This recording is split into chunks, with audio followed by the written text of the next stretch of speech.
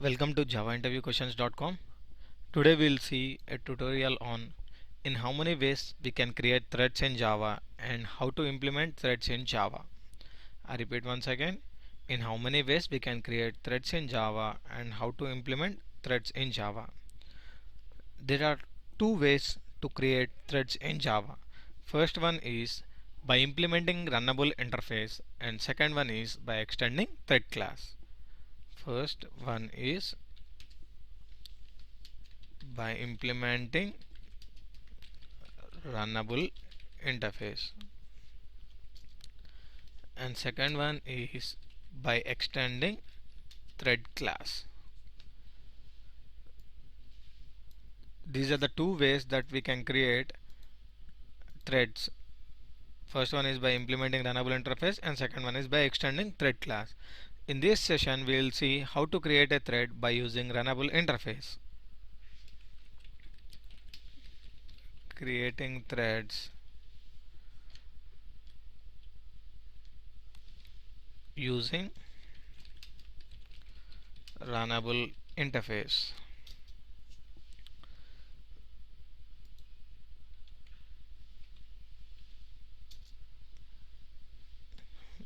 So whenever we are creating a thread by implementing the runnable interface, we need to override or we need to implement, sorry, not override, we need to implement run method.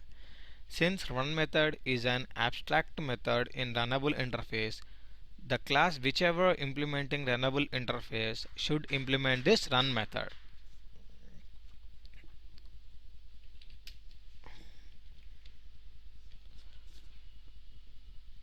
To create a thread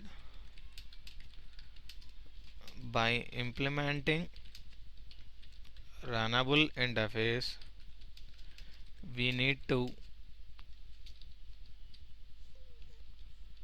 implement run method in our class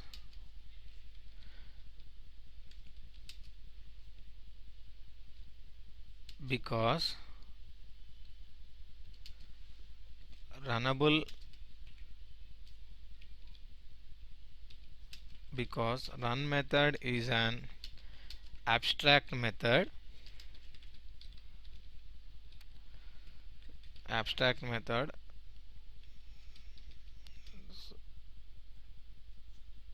so to create a thread by implementing runnable interface we need to implement run method in our class because run method is an abstract method. So what run method does, we'll see.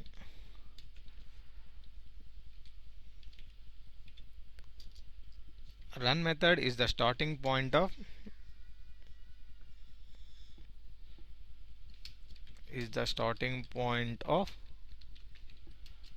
thread execution.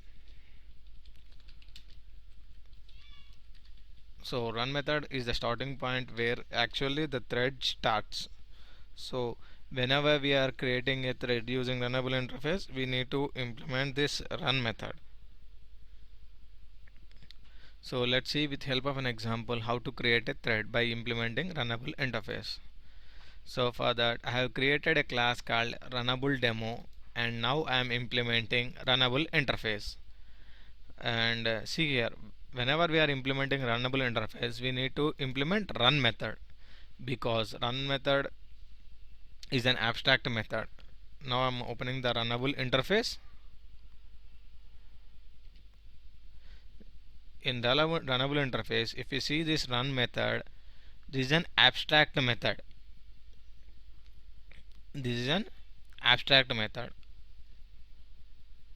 If you see in this, to create a thread, starting the thread causes the object's run method to be called in that separately executing thread. So what I am doing now is I am implementing the run method.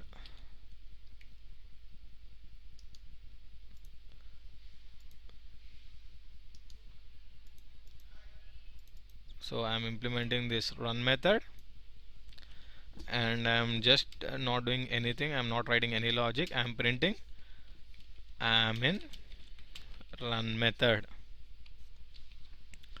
Now I'm writing a main method. So first I'm creating the instance of runnable demo. Runnable demo runnable demo equals to new runnable demo. Now what I am doing is I am creating a thread T, and I am passing this runnable. If you see the second constructor, it allocates a new thread object.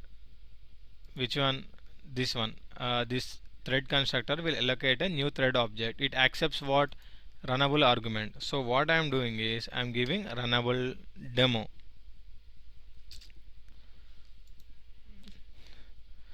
And one important point to be noted here is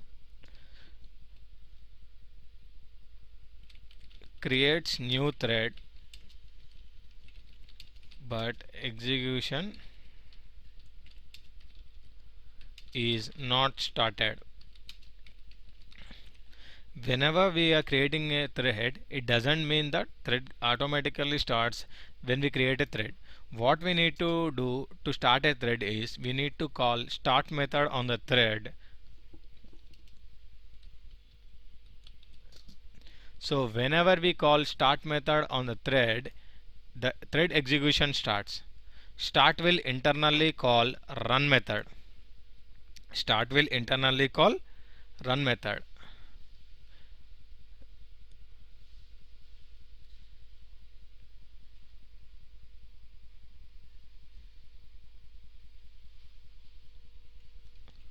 So what I am doing is now I am just writing the comment start internally calls run method.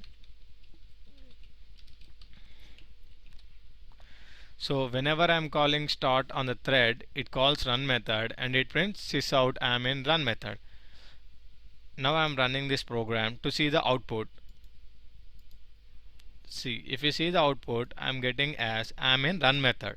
So start will call run method. So to start a thread, we need to call t.start. This is how we create a thread by implementing runnable interface. Hope you understand this video. Thanks for watching this video. If you like my video, subscribe to my video.